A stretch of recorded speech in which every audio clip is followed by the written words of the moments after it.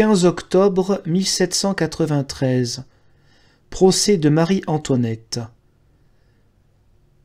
Prise de parole par le président du tribunal.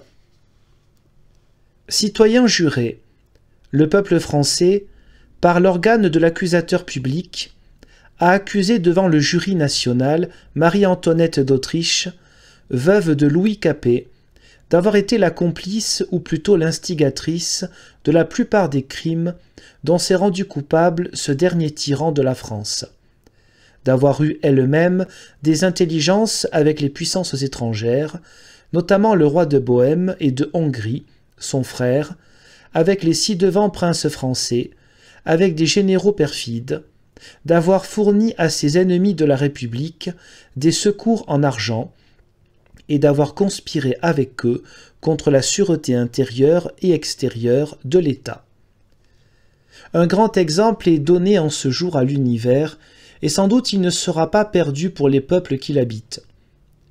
La nature et la raison si longtemps outragées sont enfin satisfaites, l'égalité triomphe. Une femme qu'environnaient naguère tous les prestiges les plus brillants que l'orgueil des rois et la bassesse des esclaves avaient pu inventer, occupe aujourd'hui, au tribunal de la nation, la place qu'occupait, il y a 2 jours, une autre femme, et cette égalité lui assure une justice impartiale. Cette affaire, citoyens jurés, n'est pas de celle où un seul fait, un seul délit, est soumis à votre conscience et à vos lumières. Vous avez à juger toute la vie politique de l'accusée, depuis qu'elle est venue s'asseoir à côté du dernier roi des Français. Mais vous devez surtout fixer votre délibération sur les manœuvres qu'elle n'a cessé un instant d'employer pour détruire la liberté naissante, soit dans l'intérieur par des liaisons intimes avec d'infâmes ministres, de perfides généraux, d'infidèles représentants du peuple, soit au dehors, en faisant négocier cette coalition monstrueuse des despotes de l'Europe, à laquelle l'histoire réserve le ridicule pour son impuissance, enfin par ses correspondances avec les ci-devant princes français, émigrés et leurs dignes agents. Si l'on eût voulu de tous ces faits une preuve orale, il eût fallu faire comparaître l'accusé devant tout le peuple français. La preuve matérielle se trouve dans les papiers qui ont été saisis chez Louis Capet, énumérés dans un rapport fait à la Convention nationale par Gohier, l'un de ses membres, dans le recueil des pièces justificatives de l'acte d'accusation porté contre Louis Capet par la Convention. Enfin, et principalement, citoyens jurés, dans les événements politiques dont vous avez tous été les témoins et les juges. S'il eût été permis, en remplissant un ministère impassible, de se livrer à des mouvements que la passion de l'humanité commandait, nous eussions évoqué devant le jury national les mânes de nos frères égorgés à Nancy, au Champ de Mars, aux frontières, à la Vendée, à Marseille, à Lyon, à Toulon, par suite des machinations infernales de cette moderne Médicis. Nous eussions fait amener devant vous les pères, les mères, les épouses et les enfants de ces malheureux patriotes. Que dis-je malheureux? Ils sont morts pour la liberté et fidèles à leur patrie. Toutes ces familles éplorées, et dans le désespoir de la nature, auraient accusé Antoinette de leur avoir enlevé ce qu'elles avaient de plus cher au monde, et dont la privation leur rend la vie insupportable.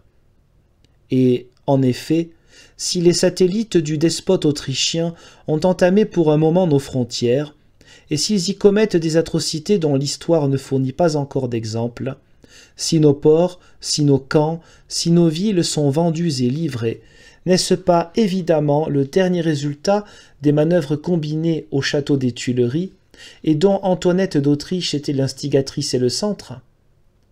Ce sont, citoyens jurés, tous ces événements politiques qui forment la masse des preuves qui accablent Antoinette. Quant aux déclarations qui ont été faites dans l'instruction de ce procès, et aux débats qui ont eu lieu, il en est résulté quelques faits qui viennent directement à la preuve de l'accusation portée contre la veuve Capet. Tous les autres détails faits pour servir à l'histoire de la Révolution ou au procès de quelques personnages fameux et de quelques fonctionnaires publics infidèles disparaissent devant l'accusation de haute trahison qui pèse essentiellement sur Antoinette d'Autriche, veuve du ci-devant roi. Hermann passe ensuite en revue, en les résumant sommairement, les principales dépositions des témoins entendus et conclut. Je finis par une réflexion générale que j'ai déjà eu l'occasion de vous présenter. C'est le peuple français qui accuse Antoinette. Tous les événements politiques qui ont eu lieu depuis 5 années déposent contre elle. Voici les questions que le tribunal a arrêté de vous soumettre. Premièrement, est-il constant qu'il ait existé des manœuvres et intelligences avec les puissances étrangères et autres ennemis extérieurs de la République, les dites manœuvres et intelligences tendant à leur fournir des secours en argent, à leur donner l'entrée du territoire français et à y faciliter les progrès de leurs armes? Deuxièmement, Marie-Antoinette d'Autriche, veuve de Louis Capet, est-elle convaincue d'avoir coopéré à ces manœuvres et d'avoir entretenu ces intelligences? Troisièmement, est-il constant qu'il a existé un complot et conspiration tendant à allumer la guerre civile dans l'intérieur de la République? Quatrièmement, Marie-Antoinette d'Autriche, veuve de Louis Capet, est-elle convaincue d'avoir participé à ce complot et conspiration? Les jurés, après avoir resté environ 1 heure aux opinions, rentrent à l'audience et font une déclaration affirmative sur toutes les questions qui leur ont été soumises. Le président prononce au peuple le discours suivant. Si ce n'étaient pas des hommes libres et qui par conséquent sentent toute la dignité de leur être qui remplissent l'auditoire, je devrais peut-être leur rappeler qu'au moment où la justice nationale va prononcer la loi, la raison, la moralité, leur commandent le plus grand calme, que la loi leur défend tout signe d'approbation, et qu'une personne, de quelque crime qu'elle soit couverte, une fois atteinte par la loi, n'appartient plus qu'au malheur et à l'humanité.